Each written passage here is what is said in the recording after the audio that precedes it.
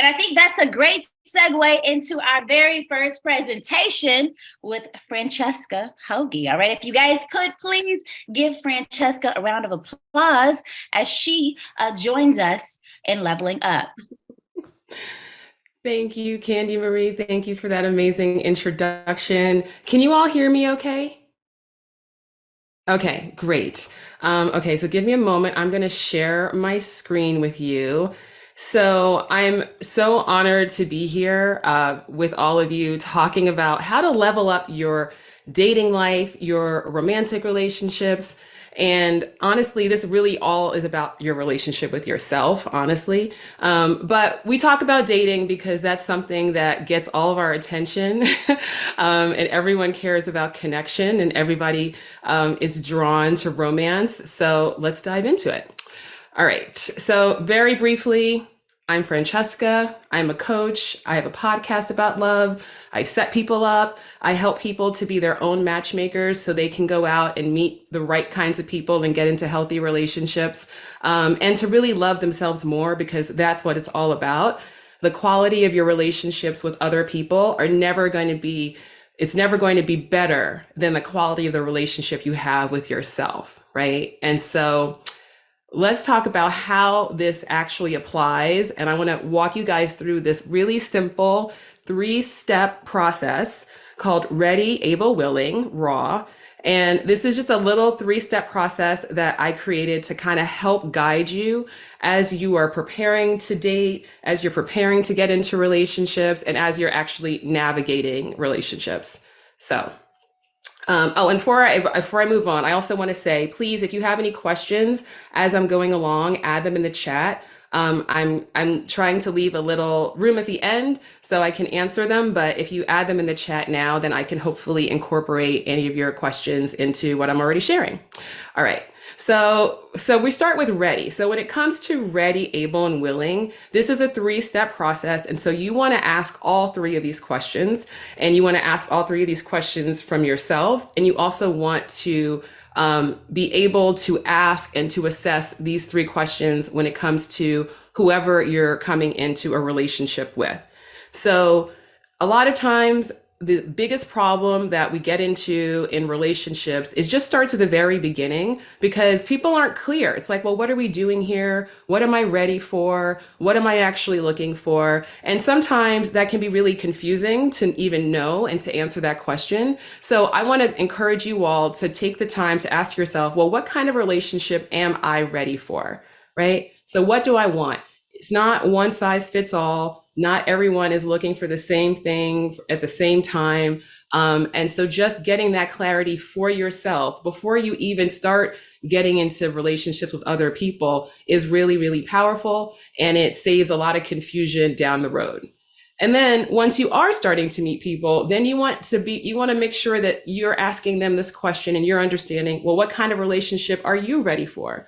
Because if you're not on the same page, then, right away, you might be having some challenges. So it's actually a very loving thing to do for yourself to take the time to reflect and not wait until, because when you meet somebody and you're attracted to that person or you're drawn to that person, it's kind of easy to just get caught up and swept up in that. And then before you know it, time goes by and you're like, wait, I didn't really mean for all of that to happen. So it's really powerful to take the time to ask yourself the question ahead of time. Did I hear somebody come off mute? No? Okay. All right. So, oops, here we go. Next here. All right. How do I get this to go next? Why is it not moving? Somehow. All right, there we go.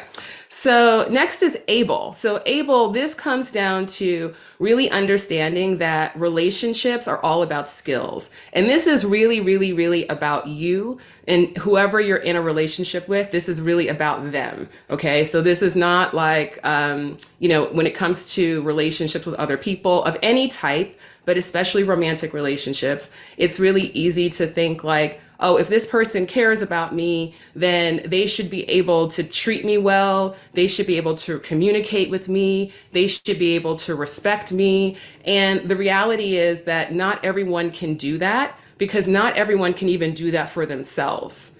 And it's really, really powerful and it's life changing, honestly. When you start to understand that your relationships with other people are going to get better just by you working on your own internal skills, your own internal love skills. So, some examples, like I said, communication, how well are you able to really express yourself. And again, that's a skill, which means it's something that you can learn. It's something that you can be taught. It's something that you can practice. It's something that you can strengthen. And all of the things that all come together so you can have good relationships with other people. These are all things that we can cultivate.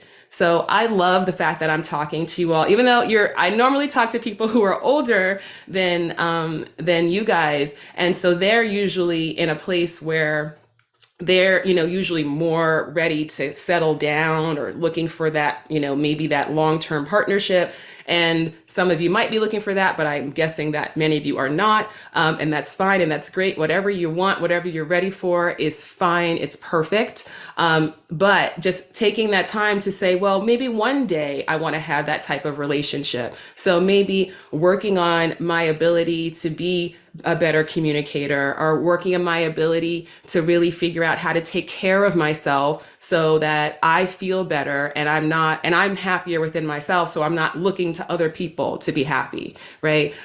Because the thing is, especially when it comes to romantic relationships, we tend to think that this is about finding someone who, quote, makes you happy, right? Like we hear that all the time. I want somebody who makes me happy. But the truth is that you, like I said at the beginning, your romantic relationship will never be happier than you are. So we're not all going to be happy all the time. And I don't have to tell you all this, right? Life is not about always being happy, but we do have the ability to develop a better relationship with ourselves so that we feel more internal happiness, we feel more internal peace, we feel more internal joy. So then when you get into relationships with other people, then you get to amplify the good stuff, right? So this is really about, again, it's about you. And then when you're meeting people and you're getting to know them, now you're like starting to say, well, what is this person's skill level? Because you might really like somebody, but they might just not actually have the capacity, the ability to treat you in the way that you deserve to be treated. And this is about kind of taking a step back and seeing that. And I want to encourage you all to choose yourself, which again, this is all about really your relationship with yourself and loving yourself first, because then you'll be attracted to the people who love you as well. All right. So, and the last piece here is willing. So this is about asking yourself, all right, when you're meeting somebody, any type of new relationship, again, we're focusing on dating here. Am I willing to invest time and energy getting to know this person? Your life is precious, your time is precious, your heart is precious, your energy is precious. And sometimes in dating, and I work with, a lot of people who, they're really smart and they've had lots of life experience, but they still tend to date people who they don't actually like. And then they wonder, like, why are my relationships so unhappy? It's like, well, you don't like each other, right? So this is like, just really like, do we like each other? Do we get along? What's the vibe? What's the energy? Does it feel good to be with this person? Do I feel like we're moving forward? Because if not, I want you to honor yourself and give yourself that permission to say, hey, no judgments, but we're not on the same page. And the same thing when you're looking at other people's behavior, are they investing in you? Are they making that effort? And if they're not, I want you to also choose to move on to find the people who will invest time and energy in getting to know you, because that's what you deserve. And I promise you that those people are out there. All right. So wrapping that up really quick. All right, questions. We made it to the end. Okay, I think that Candy, I'll just stop sharing. Yes. That was really fast, but I hope. It was fast, but it was very insightful. Can you guys please give her a round of applause? Lots of energy, guys. I want to see some clapping emojis, some clapping hands. Really Awesome. quickly, Thank you. again, thank you so much for all of that great information. And I know that you actually answered some of these questions, but I think it'd be just great to reiterate. Is there a time period when one should wait before having sex, whether it's in a committed relationship or not? Yeah, that's such a great question. Now, and that's another thing that it's totally up to you, right? This is so personal. And so I really encourage you all to take some time before you're in the situation to ask yourself again, what am I ready for, right? What does sex mean to me? How will I feel if I have sex with somebody before I know and we've established like there's some trust there and some commitment there. So, I wish I could say there was a perfect answer. This is life. This is a journey. This is an exploration. But I just want to encourage all of you, if you're not sure, just give yourself the grace and the time to get to a place of clarity and prioritize the people who you can communicate that to. Because you can say, I really like you. I'm so attracted to you. I'm figuring out my own pace and what I'm ready for. And I hope you can respect that.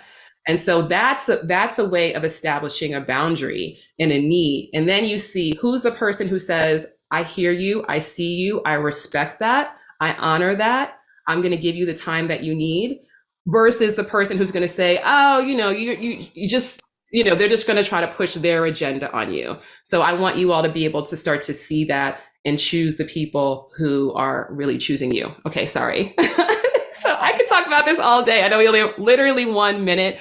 That's great. Great response. Okay, so really quickly, and this is for a lot of my guys in the room. I know they're probably wondering, in dating environments, should they always be the one paying for dates? So, look, it's a communication. Dating is ever evolving. And I would say that when you go on a date, if you ask somebody on a date, it would be nice, right, to be prepared to pay. But also, anyone who goes on a date, just be prepared to pay for yourself. Be prepared to pay for yourself. And if you get treated, be grateful, be receptive, but don't hold it against somebody for not paying for you because this is expensive out here. Right? And so, make those first dates short dates, make those first dates things that are inexpensive because there's no reason for your first date to be some 3-course meal that costs, all this money. The first date can be we go get an ice cream and take a walk, So, yeah, that's my advice. Great response and great advice. Can we please show Francesca some love? That was such great advice. Thank you so much for that amazing presentation.